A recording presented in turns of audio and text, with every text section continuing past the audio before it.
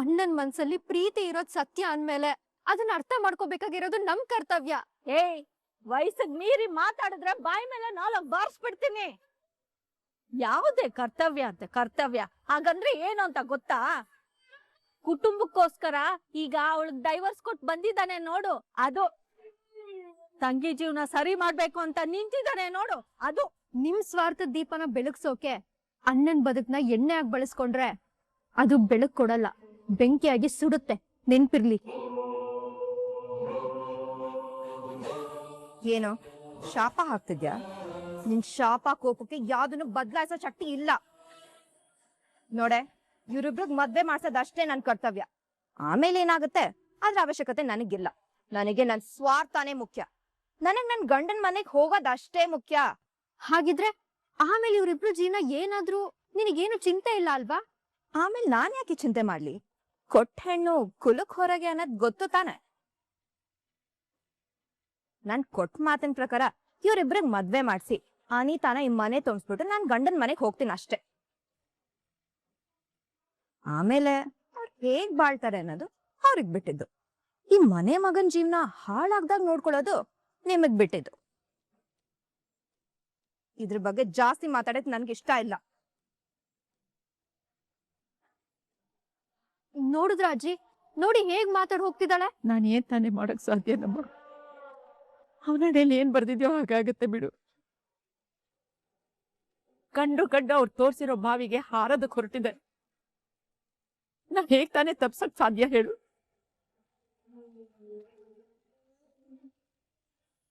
ಸಂಗೀತ divorce ಆಗಿದೆ ಅನ್ನೋ ಬೇಜಾರಲ್ಲಿ ಕುಡ್ದು ಈ ರೀತಿ ಮಾತಾಡ್ತಾ ಇದ್ದಾನೆ.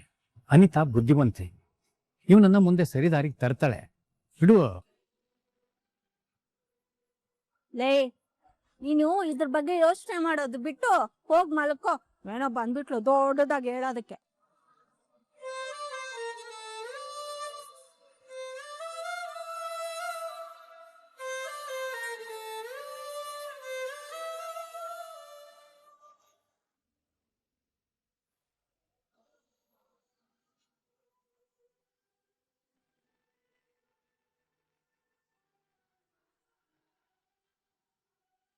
ಇದ್ಮೇಲೆ ಕಾಫಿ ಅಲ್ಲಿ ಇಟ್ಟು ಹೋಗು.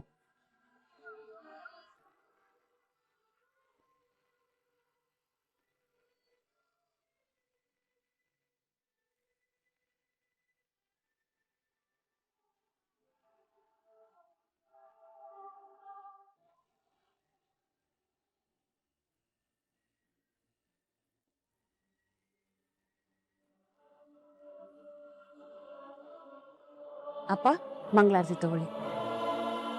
ಅಪ್ಪ, ಏನಮ್ಮ? ದೇವ್ ಪೂಜೆ ಮಾಡಿದೀನಿ, ಮಂಗಳಾರತಿ ತಗೊಳ್ಳಿ ಅಪ್ಪ. ಬೇಡಮ್ಮ, ಆ ದೇವ್ರ ಮೇಲೆ ನಂಬಿಕೆನೆ ಹೊರಟೋಯ್ತು.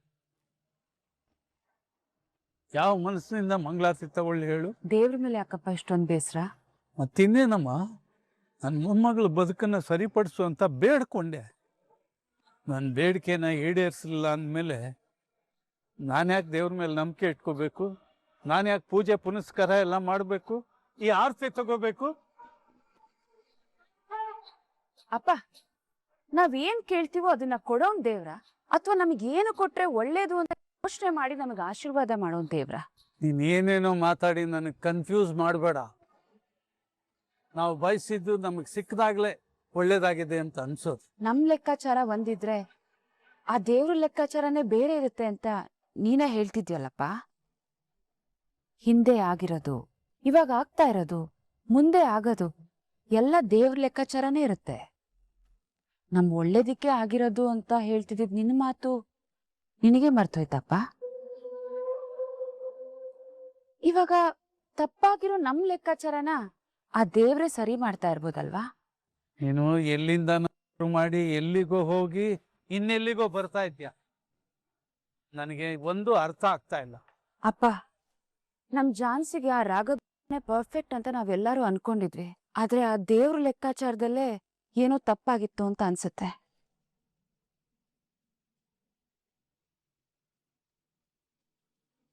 ಆ ತಪ್ಪನ್ನೆಲ್ಲ ಸರಿ ಮಾಡೋದಿಕ್ಕೆ ದೇವ್ರೇ ಈ ರೀತಿ ಒಂದ್ ನಿರ್ಧಾರ ಮಾಡಿದಾನೆ ಅಂತ ಯಾಕೆ ಅನ್ಕೊಳ್ಬಾರ್ದು? ನೀನೇನು ಹೇಳೋದು? ಅವನ ಅನಿಸಿಕೆ ಏನು? ಸಂತೋಷವಾಗಿದ್ದ ನನ್ನ ಮೊಮ್ಮಗಳನ್ನ ಒಂಟಿ ಮಾಡಿರೋದು ಅವನ ಬೈಕೆನಾ, ಅವನ ಹರಕೆನಾ, ಅವನ ಆಶೀರ್ವಾದನಾ? ಅಪ್ಪ, ಕೋಪ ಮಾಡ್ಕೊಂಡು ಯೋಚನೆ ಮಾಡಿದಾಗ ನಮಗೆ ಕೇವಲ ಒಂದು ಮುಖ ಮಾತ್ರ ಕಾಣಿಸುತ್ತೆ. ಅದೇ ಸ್ವಲ್ಪ ತಾಳ್ಮೆಯಿಂದ ಯೋಚನೆ ಮಾಡ್ದಾಗ ತಾನೇ ಅಪ್ಪ ಇನ್ನೊಂದು ಮುಖ ಕಾಣೋದು. ಅವಳಿಗೆ ರಾಘು ಜೊತೆ ಇದ್ದ ಜೀವನಕ್ಕಿಂತನೂ ಇನ್ನ ಬೆಟರ್ ಲೈಫ್ ಸಿಗ್ಲಿ ಅಂತಾನೆ ಈ ರೀತಿಯೆಲ್ಲ ಆಗಿದೆ ಅನ್ಸುತ್ತೆ. ಈಗ್ಲೂ ನೀವು ಯೋಚನೆ ಮಾಡಿ ಮನ್ಸು ಮಾಡಿದ್ರೆ ಅವಳಿಗೆ ಒಳ್ಳೆ ಜೀವನ ಸಿಗುತ್ತೆ ಅಂತ ನನಗನ್ಸ್ತಾ ಇದೆ. ಒಳ್ಳೆ ಜೀವನ ಸಿಗೋ ಹಾಗೆ ಮಾಡೋದಾ? ನಮ್ ಪ್ರಣವ್ ನಿನ್ ಕಣ್ ಮುಂದೆನೆ ಬೆಳೆದಿರೋ ಹುಡುಗ. ಜಾನ್ಸಿನ ತುಂಬಾ ಚೆನ್ನಾಗಿ ಅರ್ಥ ಮಾಡ್ಕೊಂಡಿದ್ದಾನೆ. ಸೊ ಅವರಿಬ್ರಿಗೂ ಮದ್ವೆ ಮಾಡಿದ್ರೆ ಇಬ್ರು ಲೈಫು ತುಂಬಾ ಚೆನ್ನಾಗಿರುತ್ತೆ ಅಂತ ನನ್ನ ಅಭಿಪ್ರಾಯ. ನೀವು ಸರಿಯಾಗಿ ಯೋಚನೆ ಮಾಡಿ ನಿರ್ಧಾರ ಮಾಡಿಯಪ್ಪ. ಇವಳ ಅಭಿಪ್ರಾಯ, ನನ್ನ ಅಭಿಪ್ರಾಯ ಯಾರಿಗೆ ಬೇಕು?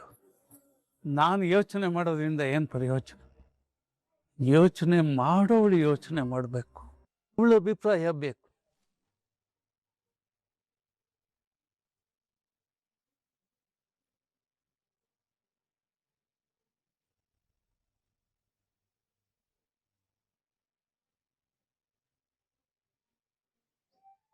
ಯಾಕೆ ರಾಯ್ ನನ್ ಹಿಂದಿಂದನೇ ಬರ್ತಿದ್ಯಾ? ಏನಿಲ್ಲ ಮೇಡಮ್, ಯಜಮಾನ್ರು ನನಗೆ ಆದಷ್ಟು ನಿಮ್ ಜೊತೆನೇ ಇರ್ಬೇಕು ಅಂತ ಹೇಳಿದ್ದಾರೆ, ಅದಕ್ಕೆ. ಯಾಕೆ ರಾಯ್ ನಾನ್ ಮಾಡ್ಕೋತೀನಿ ಅಂತ ಭಯನಾ? ಪ್ಲೀಸ್ ಮೇಡಮ್, ಹಾಗೆಲ್ಲ ಮಾತಾಡಬೇಡಿ ಮೇಡಮ್. ಮನುಷ್ಯ ಹುಟ್ಟುವಾಗ ಒಂಟಿಯಾಗಿ ಬರ್ತಾನೆ, ಹೋಗುವಾಗ್ಲೂ ಒಂಟಿಯಾಗಿ ಹೋಗ್ತಾನೆ. ಆದ್ರೆ ಈ ಮಧ್ಯದಲ್ಲಿ ಬದುಕು ಅಂತ ಇರುತ್ತಲ್ವಾ, ಅಲ್ಲಿ ನಮ್ಮವರು ತಮ್ಮವ್ರಿಗೋಸ್ಕರ ಬದುಕೋ ಅನಿವಾರ್ಯತೆಗೆ ಸಿಕ್ಕಿ ಬೀಳ್ತಾನೆ. ಮೇಡಮ್, ರಾಘು ಸರ್ ಬರಕ್ಕೂ ಮೊದಲು ನಿಮ್ಗೊಂದು ಜೀವನ ಇತ್ತು, ಆಗ ನೀವು ಖುಷಿಯಾಗಿದ್ರಿ. ಅವ್ರು ಬಂದ್ಮೇಲೆ ಅವರೇ ಎಲ್ಲ, ಅವರೇ ಜೀವನ ಅಂತ ಇದ್ರಿ. ನಾವ್ ಅನ್ಕೊಂಡಿದ್ದೆಲ್ಲ ಆಗ್ಬೇಕಲ್ಲ ರಾಯ್. ಆಗದೆ ಇರ್ಬೋದು ಮೇಡಮ್, ಆದ್ರೂ ಮುಂದಿನ ನಿಮ್ಗೊಂದು ಜೀವನ ಅಂತ ಇದೆ ಅಲ್ವಾ ಮೇಡಮ್? ಮುಂದೆ ಬರೋ ನಾಳೆಗಳು ನಿಮ್ದೇ ಅಲ್ವಾ?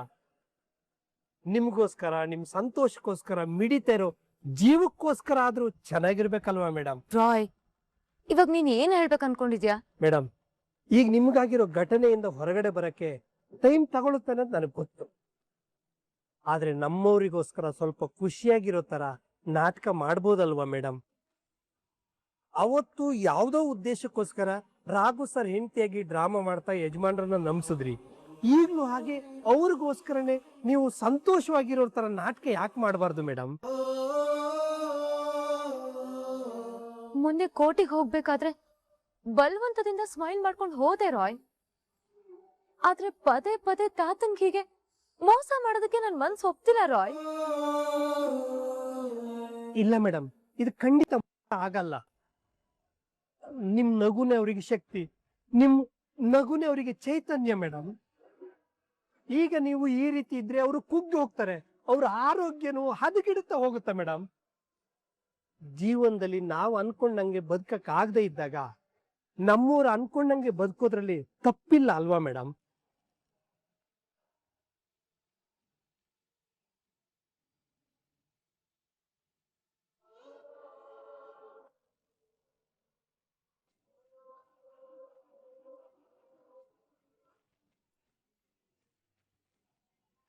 ಎಲ್ಲರೂ ಯಾಕೆ ಒಂಥರ ಇದ್ದೀರಾ? ಏನಾಯ್ತು? ಸರಿ, ನನ್ಗೆ ಹೊಟ್ಟೆ ತುಂಬ ಹಸುವಾಗ್ತಿದೆ, ತಿಂಡಿ ಬಡಿಸಿ.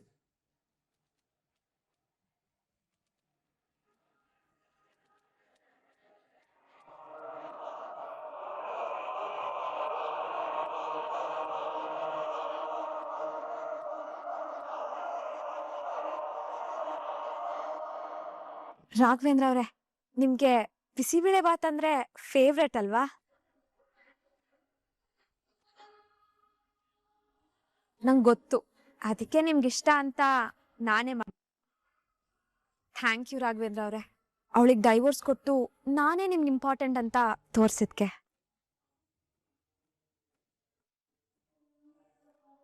ಮನೆಯವರೆಲ್ಲರೂ ಯಾಕೆ ಒಂಥರ ಇದ್ದಾರೆ ಅಂತ ನಿಮಗೆ ಕನ್ಫ್ಯೂಸ್ ಆಗ್ತಿರ್ಬೇಕು ಅಲ್ವಾ? ಹೌದು, ಯಾಕೆ ಹೀಗಿದ್ದಾರೆ? ಅದು ರಾತ್ರಿ ನೀವು ತುಂಬಾ ಡ್ರಿಂಕ್ಸ್ ಮಾಡ್ಕೊಂತೆ, ಅದಕ್ಕೆ ತುಂಬಾ ಭಯ ಪಟ್ಟಿದ್ದಾರೆ. ಕೆಲವೊಂದು ಕಹಿ ಘಟನೆಗಳನ್ನ ಮರೆಯೋದು ಅಥವಾ ನಮ್ ಖುಷಿಗೋಸ್ಕರನೋ ಅಪರೂಪಕ್ಕೆ ಕುಡಿಯೋದು ತಪ್ಪಲ್ಲ ರಾಘವೇಂದ್ರ ಅವರೇ. ಡ್ರಿಂಕ್ಸ್ ಅನ್ನೋದು ಒಂದು ಹಾಬಿ ಆಗಿದ್ರೆ ಓಕೆ, ಬಟ್ ಅದೇ ಒಂದು ಹ್ಯಾಬಿಟ್ ಆಗ್ಬಿಟ್ರೆ ಕಷ್ಟ. ನಾನು ಹೇಳ್ತಿರೋದು ನಿಮ್ಗೆ ಅರ್ಥ ಆಗ್ತಿದೆ ಅನ್ಕೋತೀನಿ. ಮತ್ತೆ ಈ ವಿಷಯ ನನಗೆ ಗೊತ್ತಿರೋದ್ರಿಂದ ನಾನು ತಿಳ್ಕೊತೀನಿ ಅಂತ ನೀವು ಅಂದ್ಕೊಂಡಿದ್ರೆ ಡೋಂಟ್ ವರಿ, ನಾನು ಏನು ತಪ್ಪು ತಿಳ್ಕೊಳ್ಳಲ್ಲ. ನಿಮ್ಮ ಮನಸ್ಥಿತಿ ನಂಗೆ ಅರ್ಥ ಆಗತ್ತೆ.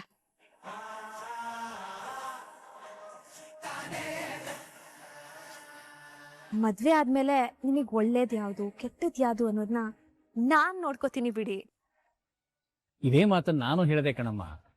ಏನೋ ಬೇಜಾರ ಕುಡ್ದಿರ್ತಾನೆ, ಅನಿತಾ ಬಂದ್ಮೇಲೆ ಸರಿ ಹೋಗುತ್ತೆ ಅಂತ. ಕರೆಕ್ಟ್ ಆಗಿ ಹೇಳಿದ್ರಿ. ಸರಿ ರಾಘವೇಂದ್ರ ಅವರೇ, ನೀವು ತಿಂಡಿ ತಿಂದು ಬೇಗ ರೆಡಿ ಆಗ್ಬಿಡಿ, ಹೊರಗಡೆ ಹೋಗ್ಬರೋಣ, ಸ್ವಲ್ಪ ಕೆಲ್ಸ ಇದೆ. ಇವಾಗ್ಲೇ ಹೋಗ್ಬೇಕಾ? ಹೌದು, ಇವಾಗ್ಲೇ. ಯಾಕೆ, ನಿಮ್ಗೇನಾದ್ರೂ ಬೇರೆ ಕೆಲ್ಸ ಇತ್ತಾ? ನಿಮ್ ಜೊತೆ ಬರೋದ್ಕಿಂತ ಬೇರೆ ಮುಖ್ಯವಾದ ಏನಿರುತ್ತೆ ಅನಿತಾ? ಬರ್ತಾನೆ ಬಿಡು, ಹೋಗ್ಬಿಟ್ ಬಾಣ್ಣ.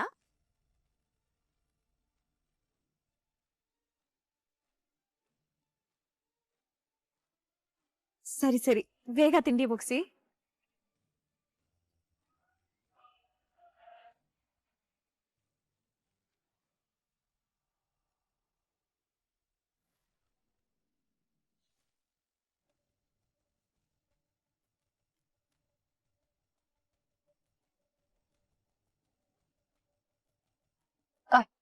ತಾತ, ಇವತ್ತೇನಾಯ್ತು ಗೊತ್ತಾ?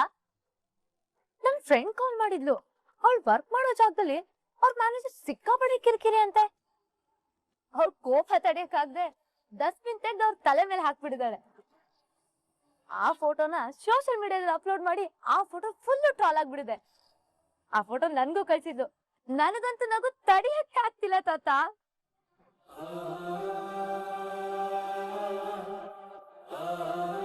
ಅಲ್ಲ ಮೇಡಮ್, ಅಷ್ಟೆಲ್ಲ ಟ್ರೋಲ್ ಮಾಡಿದ್ರು ಆ ಮ್ಯಾನೇಜರ್ ಸುಮ್ಮನೆ ಇದ್ರೆ ಮೇಡಮ್? ಇಲ್ಲ ರಾಯ್, ಕಂಪನಿಗೆ ಅವನೇ ರಿಸೈನ್ ಮಾಡಿ ಹೋಗ್ಬಿಟ್ನಂತೆ.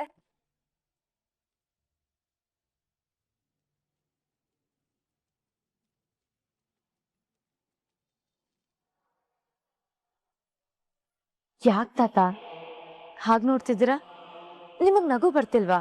ಜಾನ್ಸಿ, ನೀನು ಈ ಥರ ನಗ್ನಗಂತ ಇರೋದನ್ನ ನೋಡೋದಕ್ಕೆ ನನಗೆ ತುಂಬ ಆಸೆ ಅಮ್ಮ. ಆದರೆ ಇದು ನನ್ನ ಸಂತೋಷಕ್ಕೆ ನೀನು ಮಾಡ್ತಾ ಇರೋ ನಾಟಕ ಅಲ್ಲ ತಾನೆ? ನಿಜನೇ ತಾತ. ಹಾಗಂತ ಹೇಳಿ ನಾಟಕ ಅಲ್ಲ ಅಂತಾನು ಹೇಳೋದಕ್ಕಾಗಲ್ಲ. ಗಾಬರಿ ಆಗ್ಬಿಡಿ ತಾತ, ಜೀವನ ಅಂದ್ರೆ ಒಂದ್ ನಾಟಕ ಅಲ್ವಾ, ಅದಕ್ಕೆ ಹಾಗೆ ಹೇಳ್ದೆ. ನೀನು ಹೇಳೋದು ಸರಿ, ಆದರೆ ಆ ನಾಟಕ ಯಾವತ್ತು ಫ್ಲಾಪ್ ಶೋ ಆಗಬಾರ್ದಲ್ವಾ?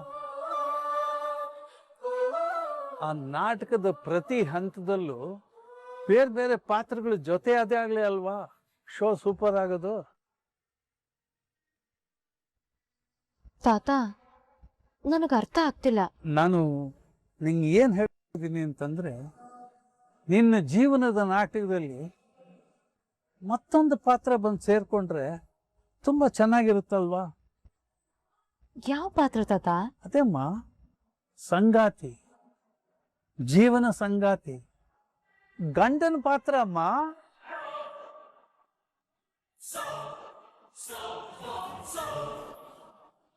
ಚಾನ್ಸಿ, ಅದು ನಾವೆಲ್ಲ ಏನ್ ಹೇಳಕ್ ಹೊರಟಿದೀವಿ ಅಂದ್ರೆ, ನನ್ನ ಪ್ರಣವ್ನ ನಿನ್ ಮದ್ವೆ ಆದ್ರೆ ಎಲ್ಲ ಚೆನ್ನಾಗಿರುತ್ತೆ ಅಂತ.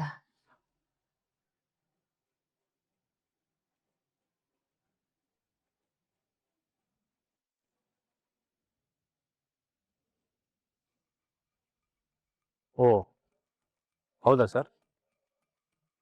ಸರಿ ಸರ್, ನಂಗೇನಾದ್ರು ವಿಷಯ ಗೊತ್ತಾದ್ರೆ ನಿಮಗೆ ಫೋನ್ ಮಾಡ್ತೀನಿ. Thank you sir. ಏನಂತ ರಾಮಾಚಾರಿ? ಹಾಂ, ನವದೀಪ ವಿವೇಕು ಇನ್ನೂ ಸಿಕ್ಕಿಲ್ವಂತೆ ಮೇಡಮ್. ಪೊಲೀಸ್ ಸರ್ಚ್ ಮಾಡ್ತಾ ಇದ್ದಾರಂತೆ. ಏನಾದ್ರು ವಿಷಯ ಗೊತ್ತಾರೆ ಫೋನ್ ಮಾಡಿ ಅಂತ ಹೇಳಿದ್ರು. ಅಂದ್ರೆ ಅವರಿಬ್ರು ಈ ದೇಶ ಬಿಟ್ಟು ಓಡೋಗ್ಬಿಟ್ಟಿರ್ತಾರೆ. ದ್ವೇಷನೇ ಮುಗ್ದಿಲ್ದೇ ಇರುವಾಗ ದೇಶ ಬಿಟ್ಟು ಹೆಂಗೋ ಹೋಗ್ತಾರೆ.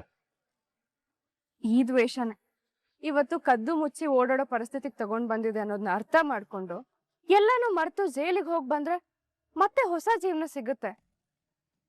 ಇಲ್ಲ ಅಂದ್ರೆ ದ್ವೇಷದ ಹೆಸರಲ್ಲಿ ಉಸಿರು ಬಿಡ್ಬೇಕಾಗುತ್ತೆ.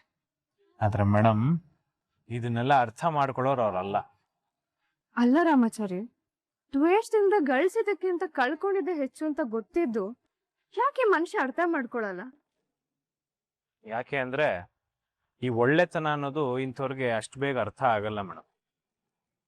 ಅದು ಅಲ್ಲದೆ ಕೆಟ್ಟತನದ ಹಾದಿಲಿ ನಡೆದವ್ರಿಗೆ ದೇವರು ಒಂದಲ್ಲ ಒಂದು ರೀತಿಲಿ ಶಿಕ್ಷೆ ಕೊಟ್ಟೇ ಕೊಡ್ತಾನೆ. ಶಿಕ್ಷೆ ಕೊಡೋಕ್ಕಿಂತ ಮೊದ್ಲು ಅವರಿಂದ ಮತ್ತೇನ್ ಅನಾಹುತ ಆಗುತ್ತೋ ಅಂತ ಭಯ ರಾಮಾಚಾರಿ. ಭಯ ಪಡ್ಬೇಡಿ ಮೇಡಮ್. ಈಗ ಅವ್ರ ಪರಿಸ್ಥಿತಿಲಿ ಅವ್ರಿಗೆ ಆರಾಮಾಗಿ ಓಡಾಡಕ್ಕೂ ಆಗಲ್ಲ, ಬೇರೇನು ಪ್ರಾಬ್ಲಮ್ ಮಾಡಕ್ಕೂ ಆಗಲ್ಲ. ಎಲ್ಲ ಕಳ್ಕೊಂಡು ಬೀದಿಗೆ ಬಂದಿರೋ ಅವ್ರಿಗೆ ಸಪೋರ್ಟ್ ಮಾಡಕ್ ಜೊತೆಗೆ ಯಾರು ನಿಲ್ಲೋದು ಇಲ್ಲ. ಅಂದ್ರೆ ಅಪ್ಪನಿಗೆ ಮಗ, ಮಗನಿಗೆ ಅಪ್ಪ, ಅವರಿಬ್ರೇ ಅಂತ ಆಯ್ತು. ಇದೇನು ಇಷ್ಟೊಂದು ಕಾಗೆಗಳು ಕೂಗ್ತಾ ಇದೆ? ಇಬ್ರೆ. ರಾಮಾಚಾರಿ, ಅತ್ತೆಮ್ಮ ಬರ್ತಿದಾರೆ, ಅವ್ರಿಗೆ ಯಾವ ವಿಷಯನೂ ಗೊತ್ತಾಗೋದು ಬೇಡ, ಸುಮ್ಮನೆ ಟೆನ್ಷನ್ ಆಗ್ತಾರೆ. ಸರಿ ಮೇಡಮ್. ಅಮ್ಮ, ಮನೆಗೆ ಅದ್ ಯಾರ ಅತಿಥಿ ಬರ್ತಾರೋ ಗೊತ್ತಿಲ್ಲ ಕಣೋ. ಮನೆ ಮೇಲೆ ಒಂದೇ ಸಮ ಕಾಗೆ ಕಾ ಕಾ ಕಾ ಅಂತ ಕೂಗ್ತಾನೆ. ಪಾಪ ಅವಕ್ಕೆಲ್ಲ ಹೊಟ್ಟೆ ಹಸುವಾಗಿರ್ಬೇಕು, ತಿನ್ನಕ್ಕೆ ಸಿಕ್ಕಿರ್ಬೇಕು. ಅದಕ್ಕೆ ಬೇರೆ ಕಾಗೆಗಳಿಗೆ ತಿಳಿಸಕ್ಕೆ ಕಾಕ ಅಂತ ಕೂಗ್ಬೇಕು. ಯಾಕಂದ್ರೆ ಅವುಗಳಿಗೆ ಹಂಚಿ ತಿನ್ನಿ ಅಭ್ಯಾಸ ನೋಡಿ. ಅದೇನೋ ನಿಜ ಕಣೋ.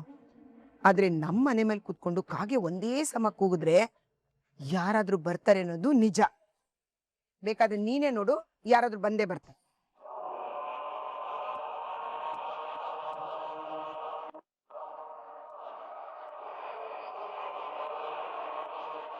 ಬಂದಾಯ್ತು ನೋಡಿ.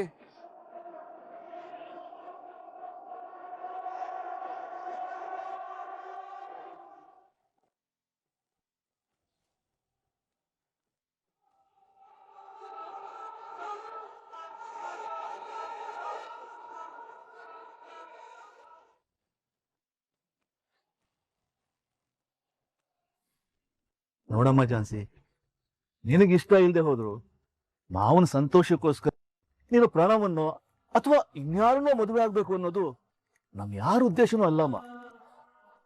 ಆದ್ರೆ ನೀನು ಈ ರೀತಿ ಒಂಟಿಯಾಗಿ ಇರಬಾರ್ದಮ್ಮ. ಎಸ್, ಯು ಆರ್ ರೈಟ್ ನಾಗ. ಹೇಳಪ್ಪ ಸ್ವಲ್ಪ ಅವಳಿಗೆ. ಸರಿ ಮಾವ.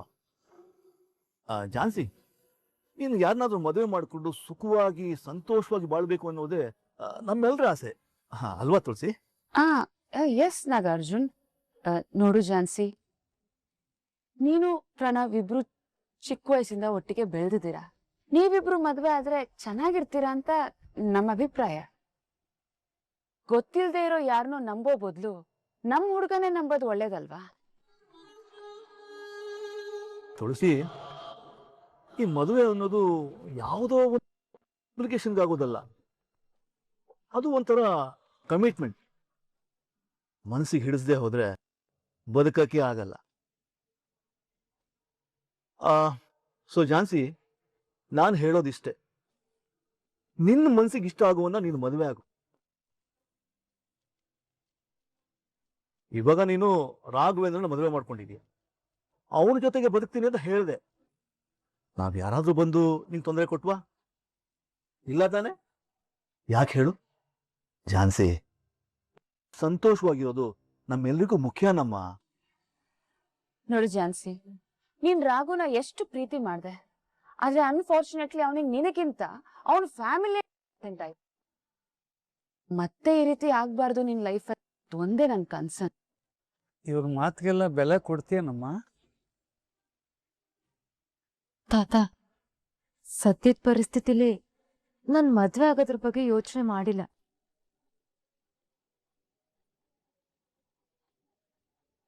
ಒಂದ್ ವೇಳೆ ಮದ್ವೆ ಆಗೋ ಆಲೋಚನೆ ನನ್ ಮನ್ಸಲ್ಲಿ ಬಂದ್ರೆ ಇವ್ರೆಲ್ರೂ ಹೇಳ್ದಾಗೆ ಪ್ರಣವ್ನೇ ಮದ್ವೆ ಆಗ್ತೀನಿ.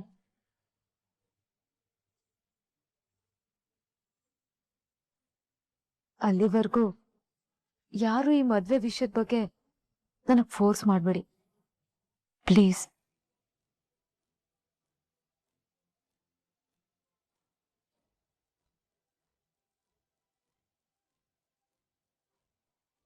ಅಪ್ಪ, ಜಾನ್ಸಿನ ನಮ್ಮ ಮನೆ ಸೊಸೆ ಮಾಡ್ಕೊಳ್ಳೋದಕ್ಕೆ ನಾನಂತೂ ತುಂಬಾ ಎಕ್ಸೈಟ್ ಆಗಿದ್ದೀನಿ. ಅವಳು ಹಾಗೆ ಹೇಳಿದ್ಲು ಅಂತ ನಾವು ನೆಗ್ಲೆಕ್ಟ್ ಮಾಡೋದ್ ಬೇಡ. ಅಟ್ಲೀಸ್ಟ್ ಅವಳು ಅದ್ರ ಬಗ್ಗೆ ಯೋಚನೆ ಮಾಡ್ತೀನಿ ಅಂತ ಹೇಳಿದಾಳೆ ಅಂದ್ಮೇಲೆ ಆದಷ್ಟು ಬೇಗ ನಾವೇ ಮುಂದುವರೆದು ಅವಳು ಮದ್ವೆ ಮಾಡಿದ್ರೆ ಎಲ್ಲ ಸರಿ ಹೋಗುತ್ತೆ. ಮೊದಲು ಅವಳ ಮನಸ್ಥಿತಿ ಸರಿ ಹೋಗ್ಲಿ, ಅವಳಿಗೆ ಮದುವೆ ಆಲೋಚನೆ ಬರಲಿ, ಆಮೇಲೆ ಮುಂದುವರಿಯೋಣ.